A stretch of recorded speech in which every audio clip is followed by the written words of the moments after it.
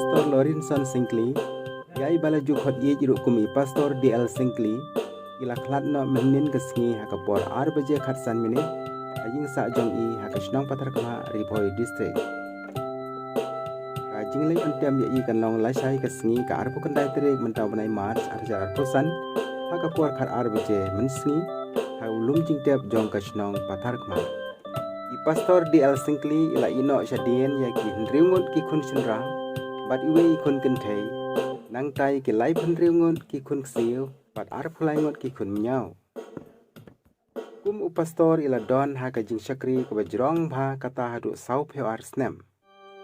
Pastor D.L.Sancley ide ikun bakhadu jong duilan rani na nongwa bat ikong rani Sancley na kasnong patarkma ibala bam kwai hadwar ublei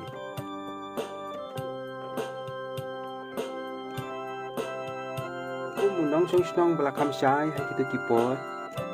ula sajit rukum usodar jong kasnong patharkma ula long u advisor jong ka Western Bhoi Dorbar and Social Welfare Organization la bon snap pat kum juru kum advisor jong kasnong patharkma la bandong bau Reverend D.L.Sancley ula long u advisor bayai ne hakadong Bhoi Sepngi lamar la syamba ula long nong ai jingmot ba Shemphang pat boyo i jengai hakipor baulalong samlarang ba ulalong unong siat soloi batbit bha pat unong be amrat ubaslur hadu kata hakipor baka sarkar India kapan hau ya ka an barkhang siat marat hapo kari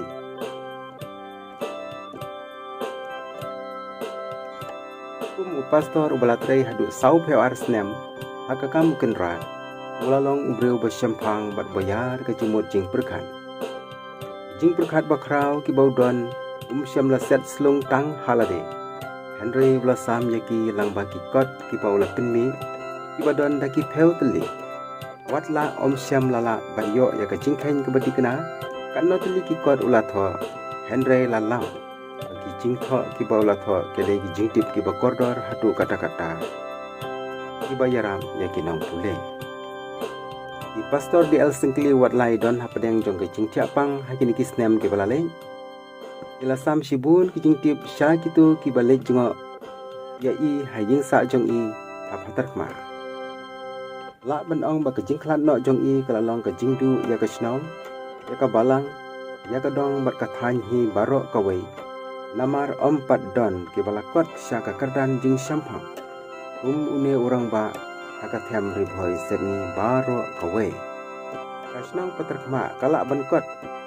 adu banyo ya kariti sensar penyat snong dai da kejing produk jong une orang ba Reverend D.L.Sancley ula penmi arngut ki pastor naki khun jong u bat weu temen basan ki bala beteng ya kejing syakri jong kupa jong ki hakakam ukenran kaktin jong bleh ha gospel jong Matius kana ka bar pusan bat gedkhat ka bar puwe ka ong